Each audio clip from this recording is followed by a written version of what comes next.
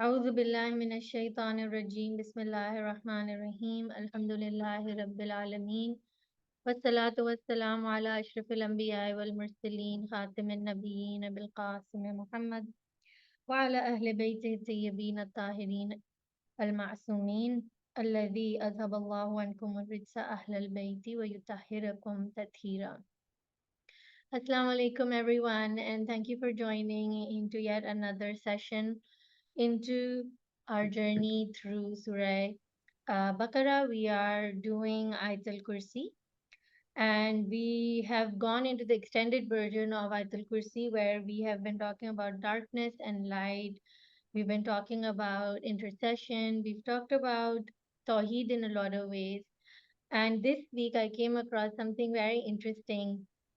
There is an author by the name of Rahim Snow, and if you subscribe on his website, he sends amazing newsletters.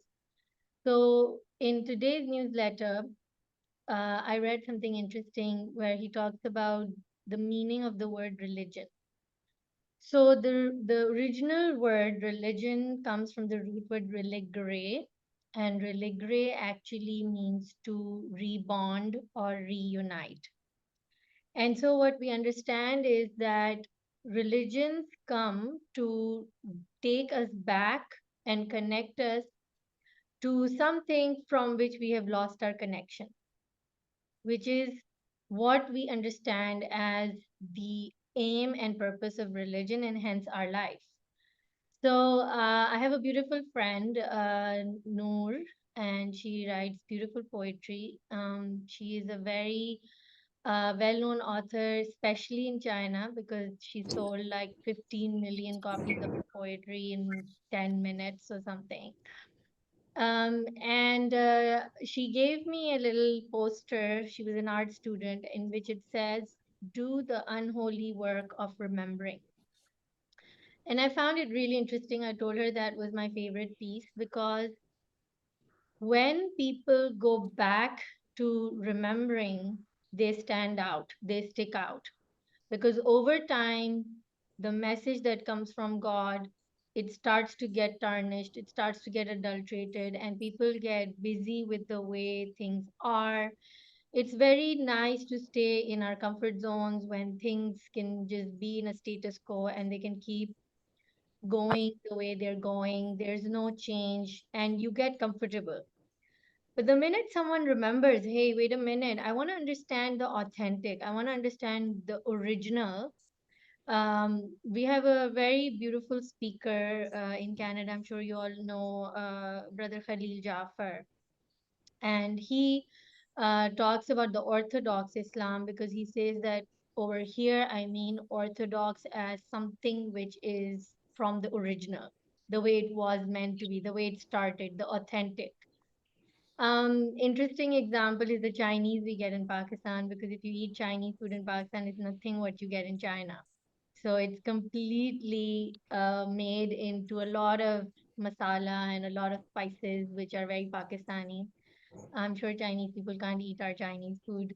So the original gets lost with cultural penetration, with people coming into religions, different nationalities entering a religion, and then the way they commemorate and the way they see things, it starts to add their own flavors, and which is fine. But over time, if it goes unchecked, then a lot of it can be.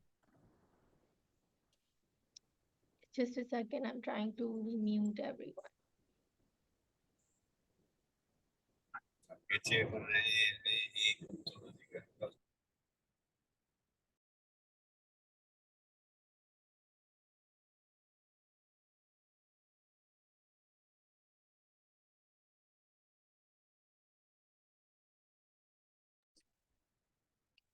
No sound.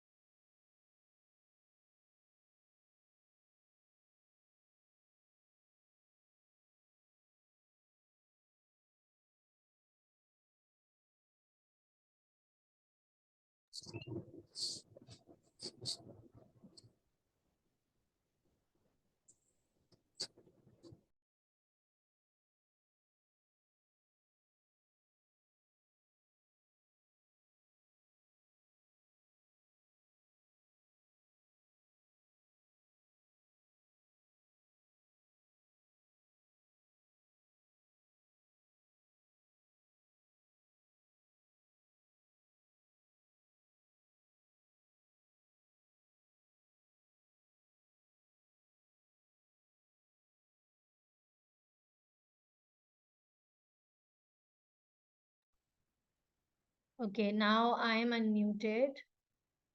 Is that fine? Yeah, thank you, Amna. Thank you for stopping me. Bless you. Okay, yeah. So coming back to the idea of purity, coming back to the idea of religion, to go back and to reunite, we want to understand our purpose and we want to understand the purpose of religions.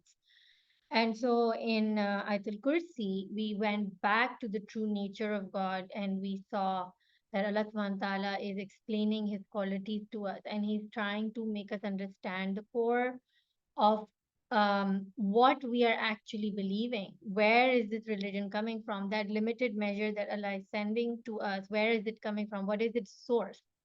And so we've discussed again and again that whenever we say Bismillah Rahman Rahim, the ba of the Bismillah, it it means in the beginning, right? In the beginning, I say Allah's name, be, with the name of God, in the name of God.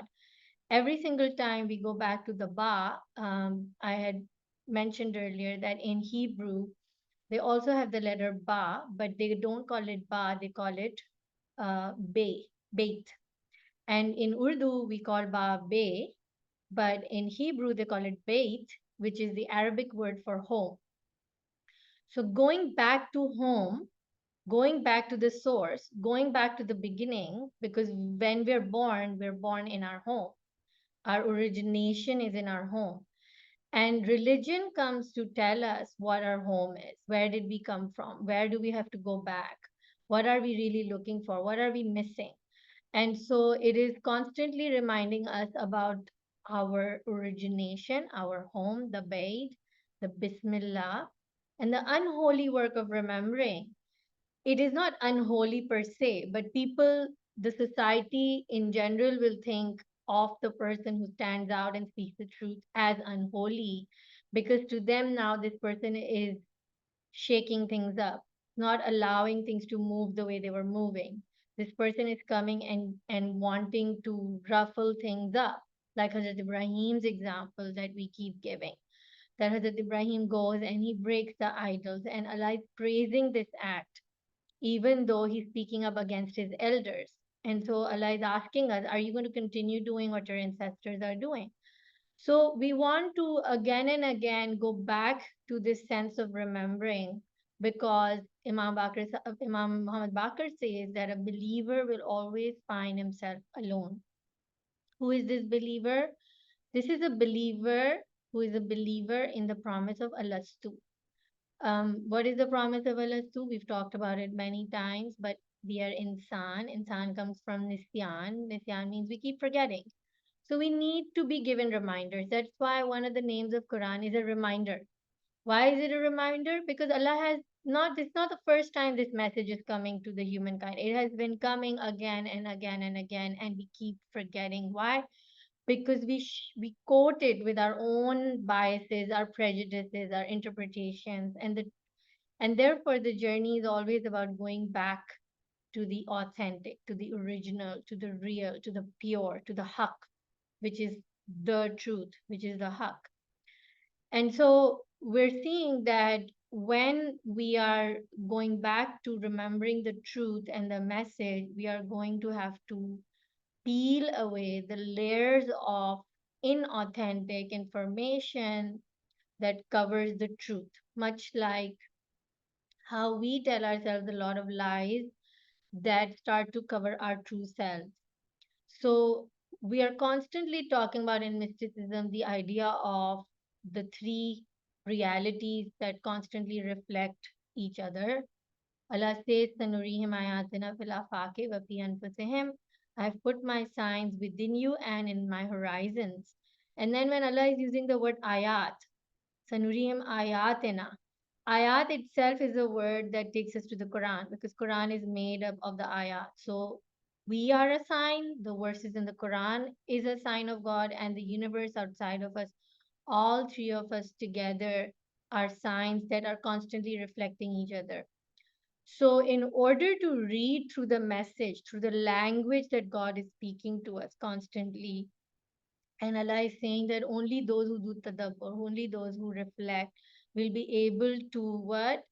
Uh, see the face of God everywhere they turn. So, everywhere we turn, how do we see the face of God? We see Him speaking to us, we see Him talking to us, giving us a message, constantly guiding us.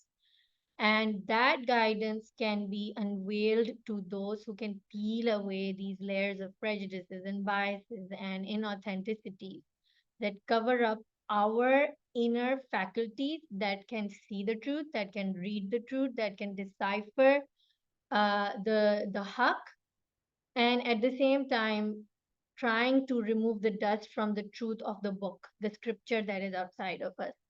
And that is why Allah is saying that He is the one who takes you from darkness into light. And then it is our choice if we want to go from light into darkness. Allah is going to give us that freedom.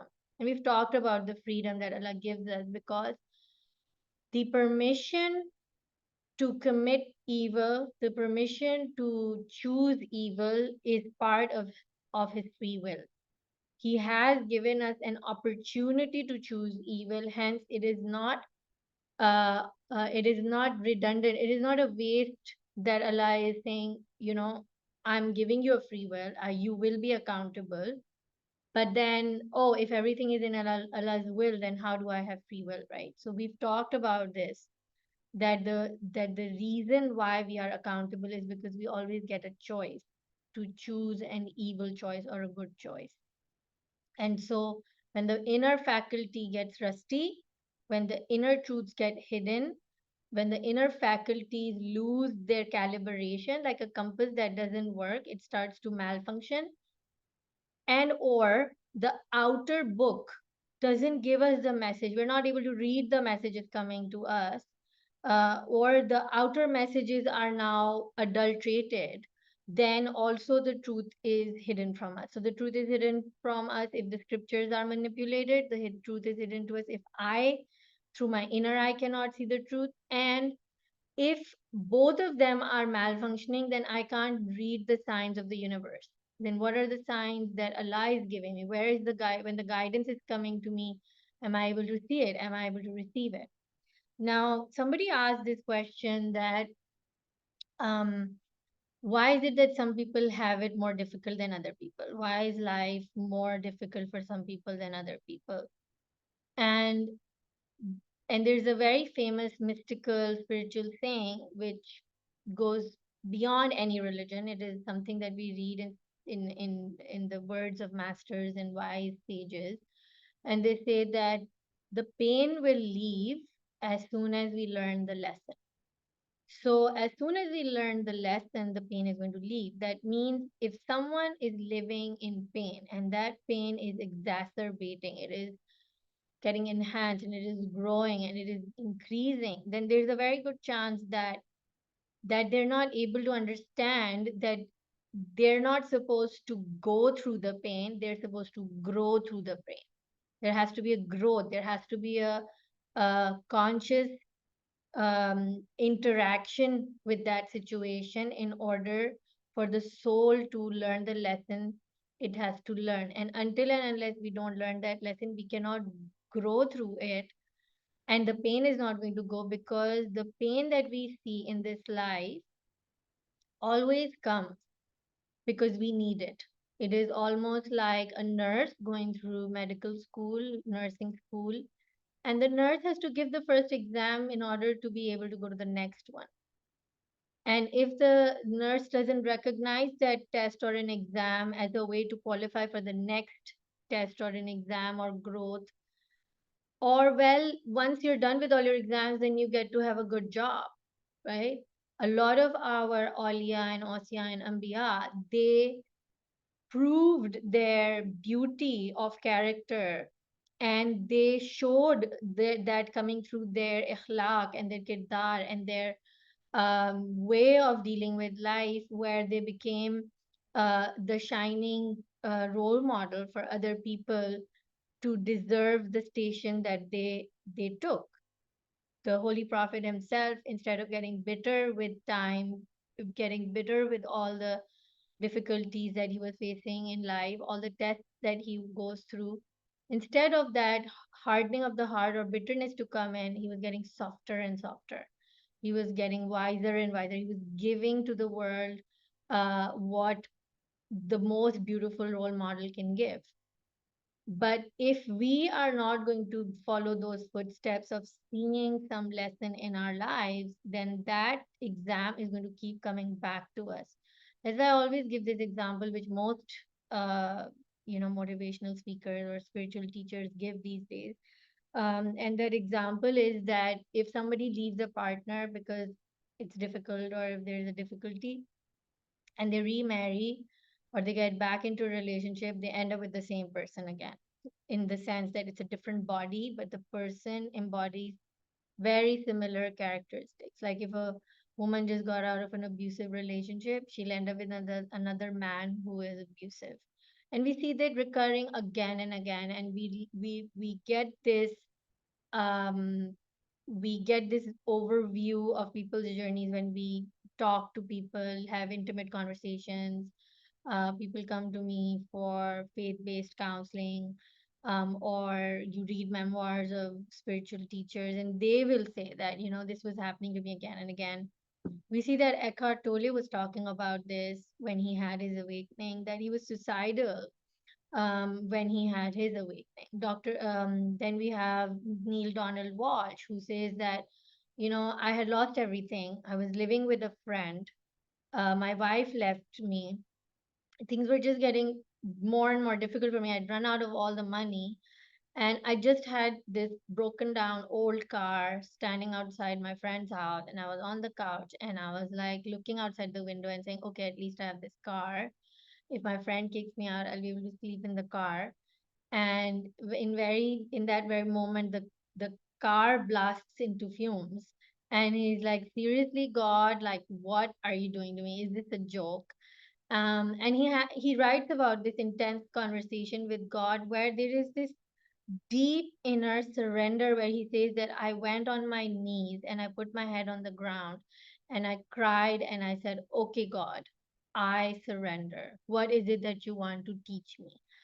Okay, I understand now that there is something that you want from me. What is it? And that's when he started to get these downloads, and he started to channel all these messages which he writes in his books, Conversations with God.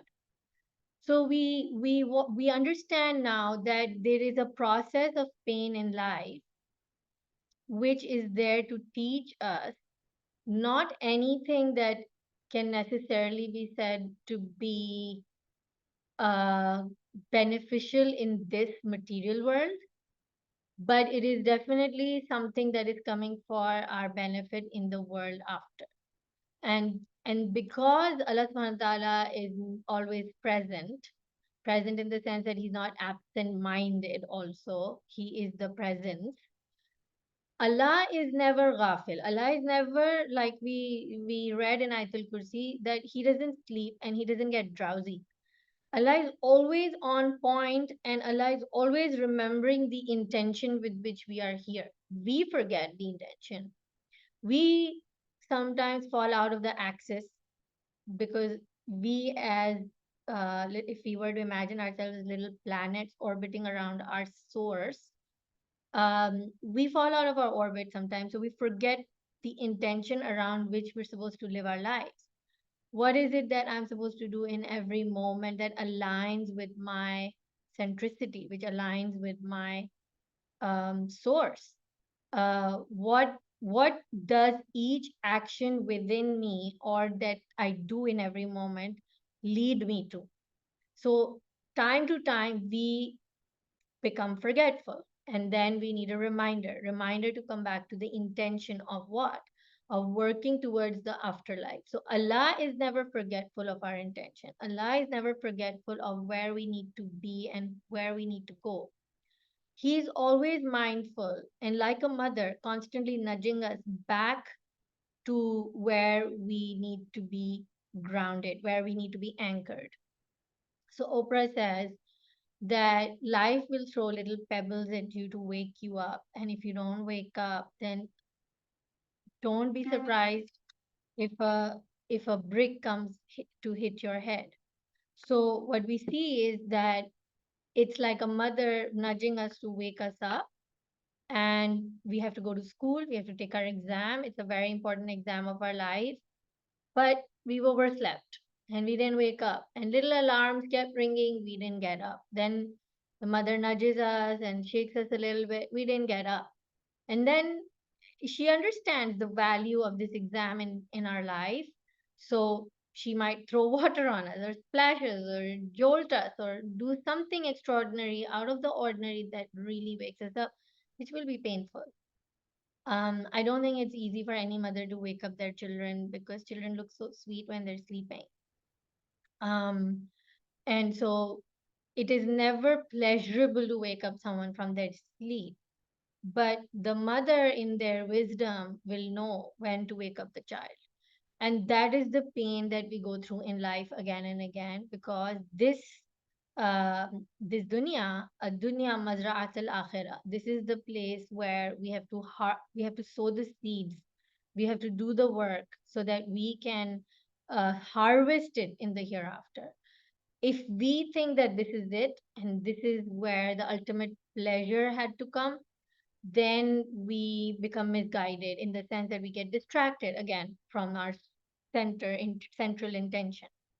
Now, something very interesting that I realized recently was that when we become distracted and when we forget, and Allah subhanahu wa ta'ala nudges us back into our orbit, brings us back, this pain that we go through, it can really make us question.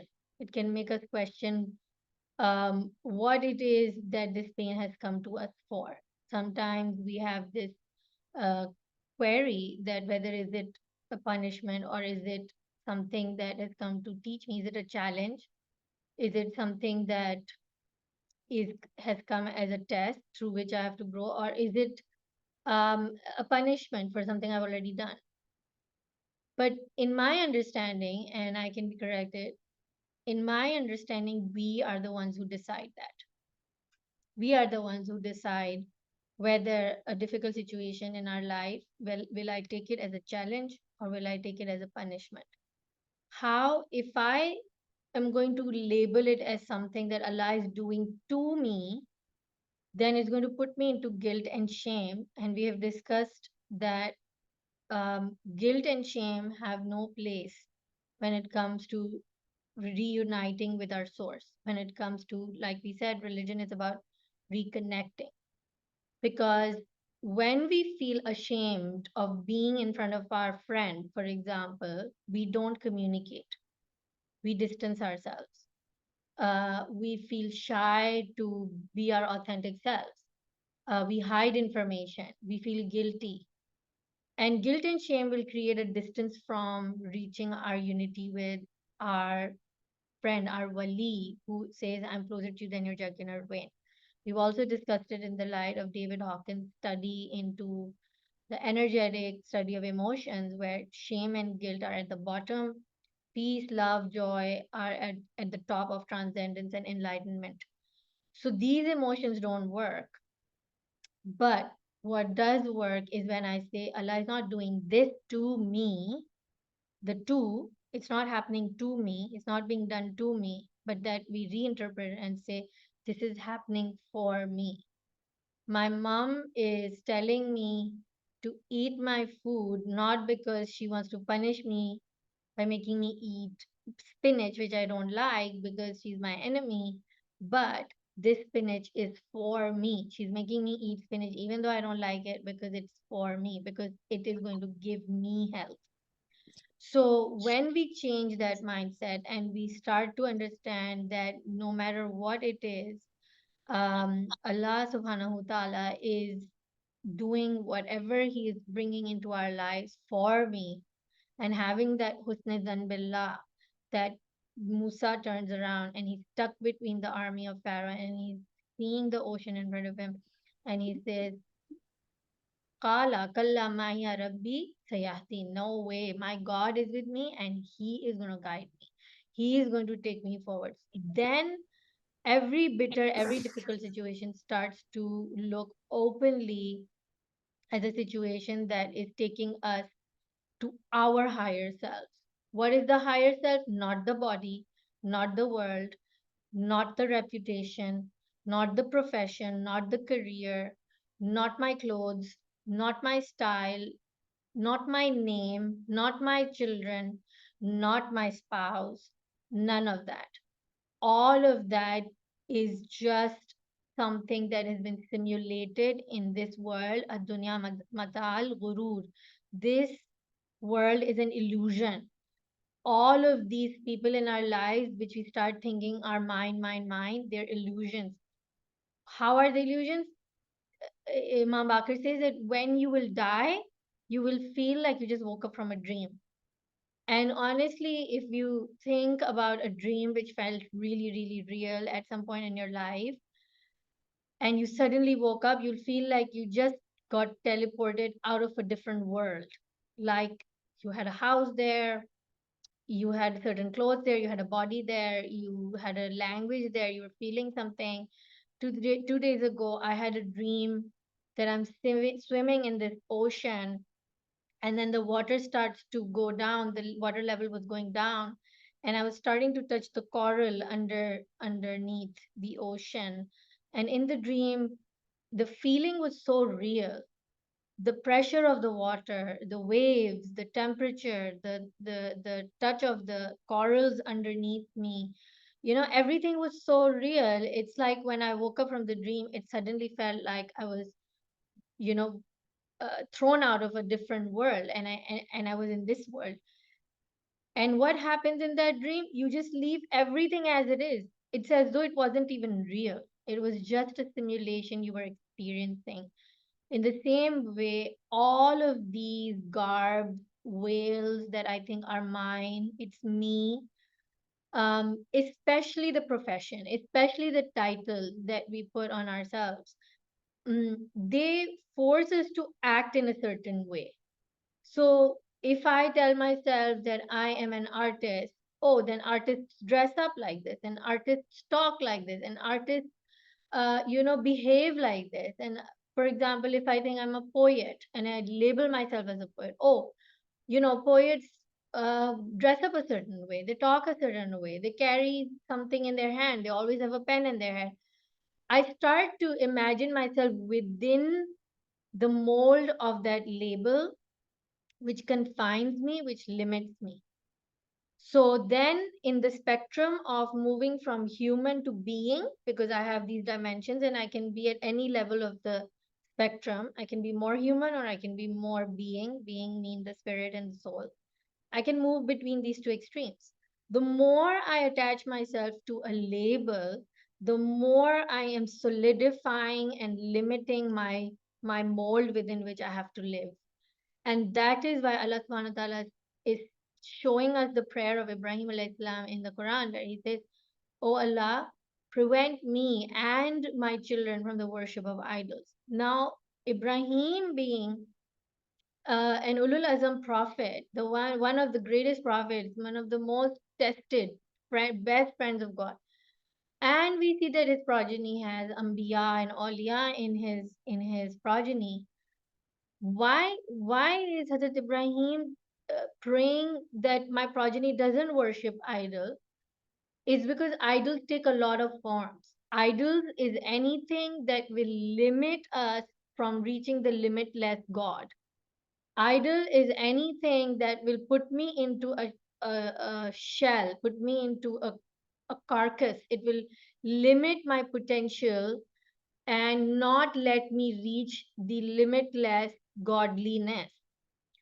And Allah subhanahu wa ta'ala says, Abdi atani le takuni misli. O my servant, worship me, obey me, and become like me. And when you become like me, oh kun fayakun. When you say kun, it is fayakun.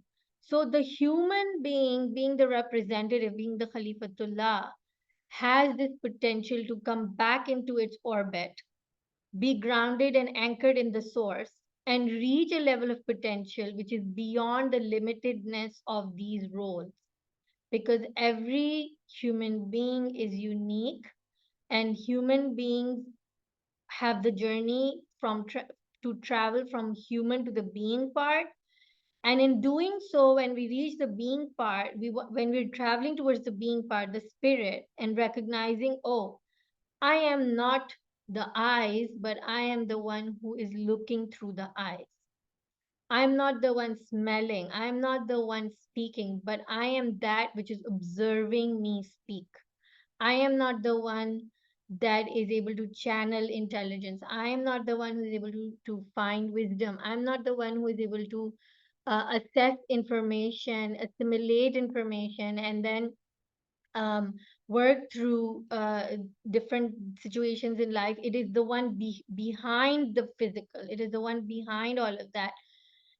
That's when we start to tap into our true journey of reaching our human perfection, from potentiality to actualization. If I think I'm a mom, then I start acting like a mom, and I move away from a lot of times doing the right thing. A lot of us won't apologize to our children because I'm the mom. I have to act like the mom. Moms are not always apologizing. Moms have to keep up a certain stance with their children. They have to discipline their children. If they apologize, then children will think, "Hey, mom makes mistakes. I can't listen to my mom." To the contrary, mom is someone who is always teaching children not through the word but through action. If the mom apologizes, children automatically learn to apologize. And I have to break out of what people think a mom is, because maybe God doesn't intend the mom to be a certain way that people think. Maybe God's definition of mother is completely different. Allah's name is Shakur. Allah Himself is setting up the legacy of being grateful. Then, why shouldn't a mother be grateful to her children? Hey, thank you for being in my life. Thank you for being my child. Thank you for giving me joy. You're the apple of my eye. Why not express that gratitude? But if we fall into the trap of, hey, what is the definition of being a professor in the eyes of the world, being a teacher in the eyes of the world, being a mother in the eyes of the world, being a grandmother in the eyes of the world, then we limit ourselves. Then we don't then we don't find our unique mix of different things that we are. And I love the example of this chef on Chef's Table, who who was an architect, but his heart was constantly into culinary arts and cooking. So he leaves a very well paid architectural job and he goes into becoming an intern for a chef. He's earning nothing and he's lost his reputation. People are thinking, what's wrong with this guy? But he's passionate about it. He's recognizing this is where my heart is taking me. And guess what? Allah lives in our hearts, and that is where Allah is speaking to us our unique journey of taking the untapped potential and bringing it into actualization. So this guy follows his heart, follows his passion, follows the voice of God in his heart. He takes up culinary art, becomes a chef, and then he gets a Michelin star for creating what? He creates food inspired by architecture. He creates desserts that look like cement, right? People would think, hey, you're crazy. Like, who does that? But then he has created his own niche. He took his unique gift and he manifested it without shame, without apology, without wanting to fit in, without being like everybody else. So in the Quran, Allah is saying, some of you are, majority of you are like the kettle. No, bulk. you're worse than the kettle. You're worse than the kettle who are following the herd constantly together, moving with everyone else. And then, you know, if one is doing something which is not true, which is not haq, which is not the right thing to do, everyone is just blindly following that herd. So a human being who will work on shedding these veils of prejudice, of opinions, of judgments, of um, creating their own story about other people, doubting other people's intention, that person is going to keep themselves away from the haq and the truth. And a person who will limit themselves within a certain label or a role, they will also protect themselves. They will also deprive themselves of reaching their true potential. All of these are the veils that rust the heart, that rust the vision to see the truth, that create a veil for the eyes to not be able to see the truth or read the truth or understand the signs and the language of God. So, for us to be able to live a life that is fulfilling, that is on purpose, we need to understand that this limited reality, which is an illusion, which is temporary, is not the final destination, but it is a place where we go through difficult challenges to to find that malleability, find that ability and flexibility to mold the soul, to open the soul and bring out its true colors, the Sibghatullah, the colors of God, and shine those colors into the world by manifesting whatever Allah subhanahu wa ta'ala is guiding us to reach without the bias and the prejudice and judgment, first of all, against ourselves, and then making sure that we're not doing that to other people. Because whatever we will fill our cup with, we're going to spill that over to other people.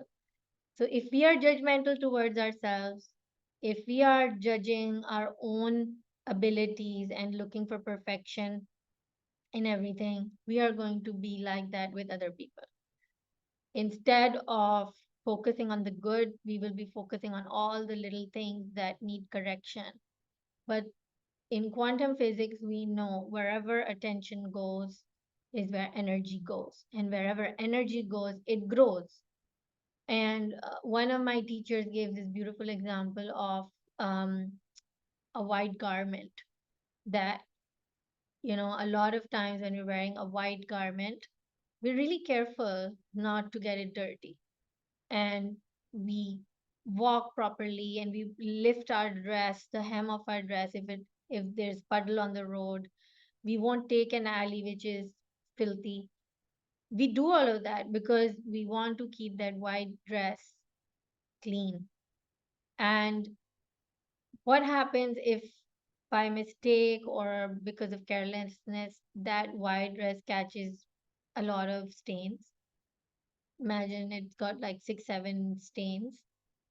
Then you won't be so careful because you'll be like, hey, it's already dirty. If I get one more stain, what's the big deal, right? And it just grows in its stains because now it has become dirty.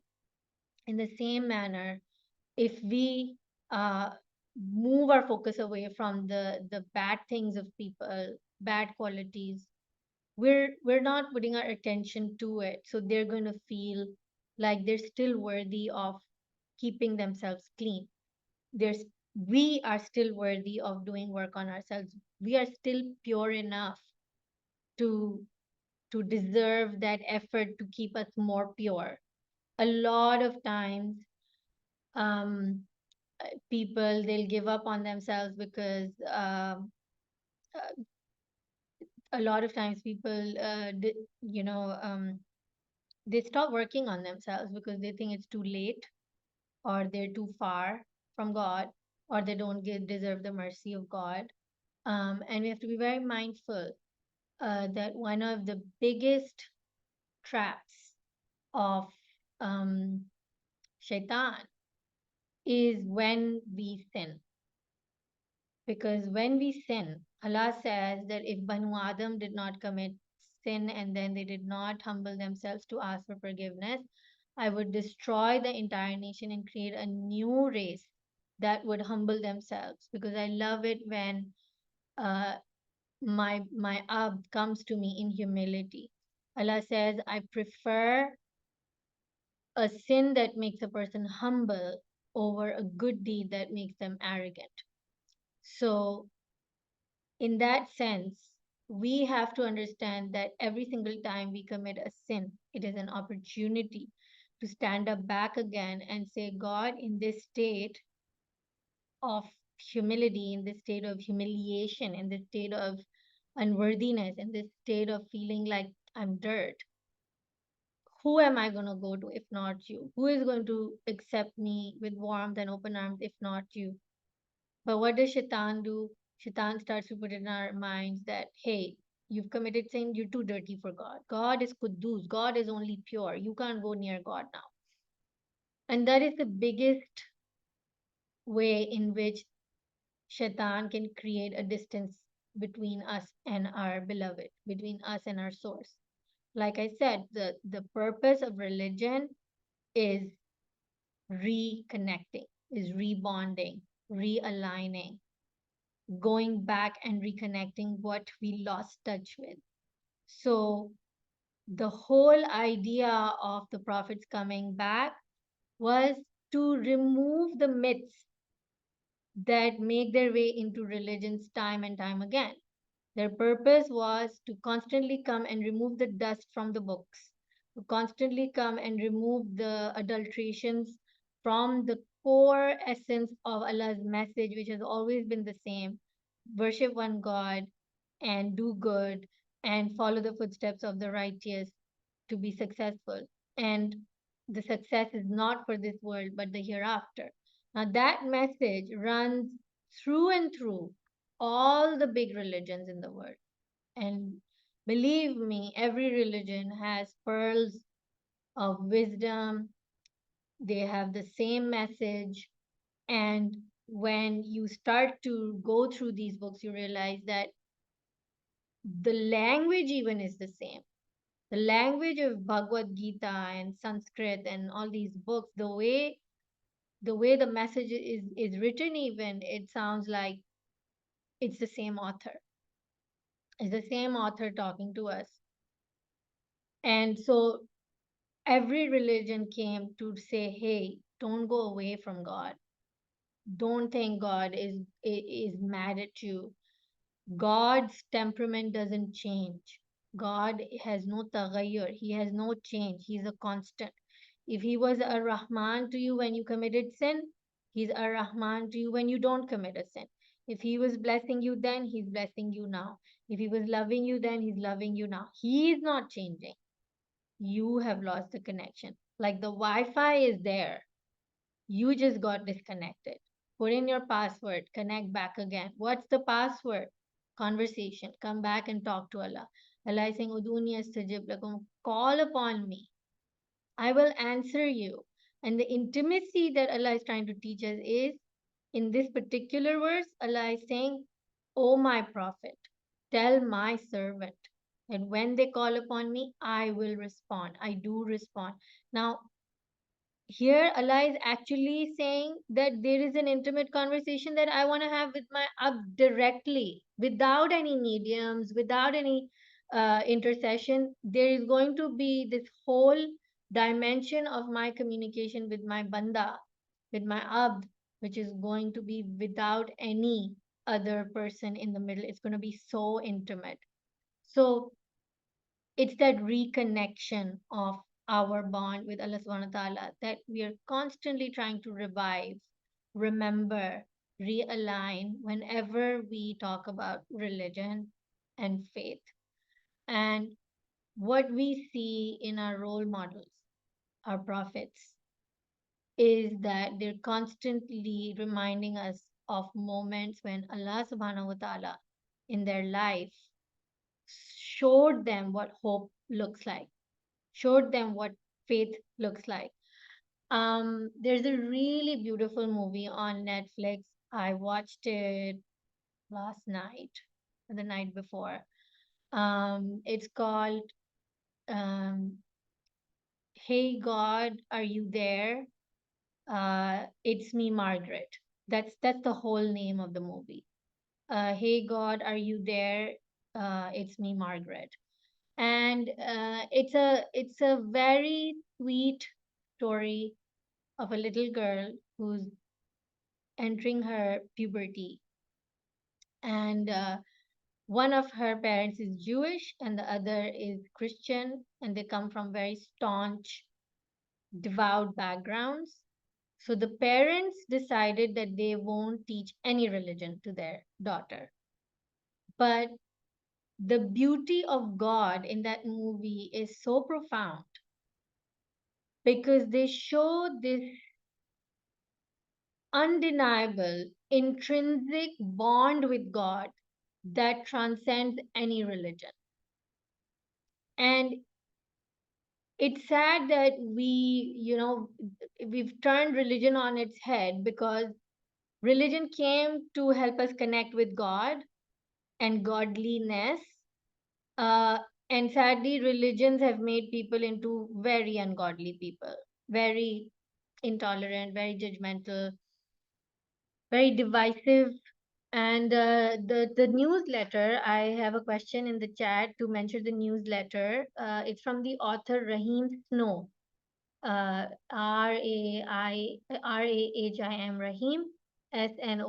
Snow. And when he was talking about the definition of religion, and he was saying, well, religare is about unity, he said it's about first all of us uniting and then us uniting with our source. And guess what? Because all of our source is one, when we move towards our source, we automatically become one. Because under the surface of the rituals, under the surface of the superficial, the tangible, the outer, under the surface of all of this outer mess, there is an essential beauty. What I mean by essential is the essence. And the essence is so constant. The essence is so beautiful that we all can concur that we connect with that beauty. We all connect with the idea of peace. We all connect with the idea of love.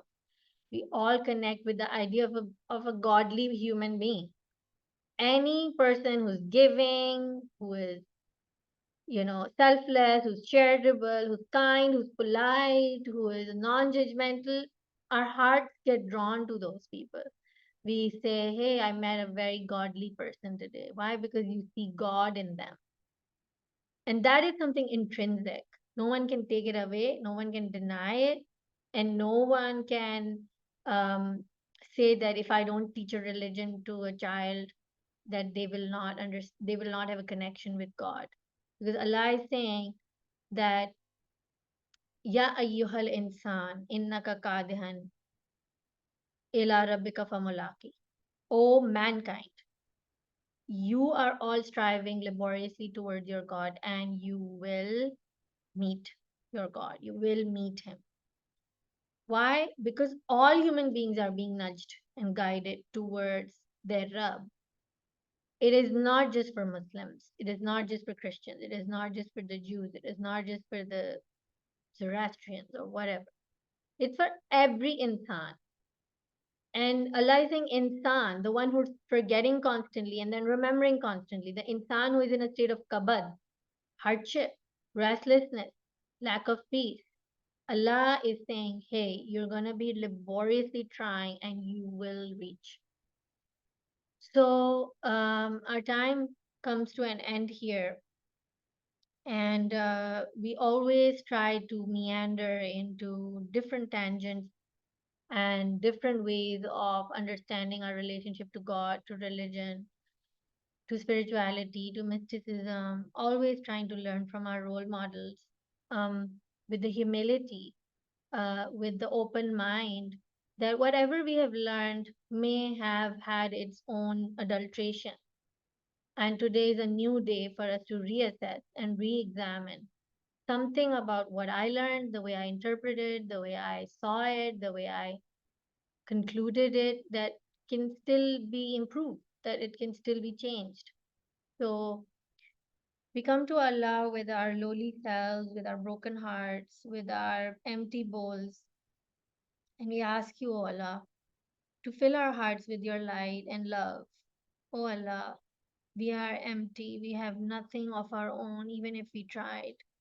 Even the willingness to be here comes from you.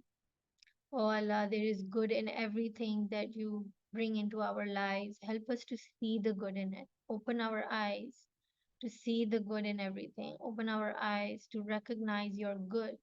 For oh Allah, oh God, you are good. Oh good God, always, always enable us to see the good in those around us, good in the situations, good in the people, some who come to help us, some who come to support us, and some who come to challenge us and help us grow. Oh Allah, enable our hearts to have the expansion to embrace everyone with love, light, and healing, with a deep sense of love and compassion and kindness and empathy towards their journey. Oh Allah, keep us away from arrogance and pride. Keep us away from closing our hearts, closing our eyes to guidance. O Allah, do not leave us to ourselves. O Allah, make us a means of light and love for others around us in a world that is so full of pain and hurt. Ameen Ya Rabbal Alameen. Thank you everyone for your patience, for listening, and sorry for the interruptions in the session. I'm going to stop the recording now in case anyone has any questions.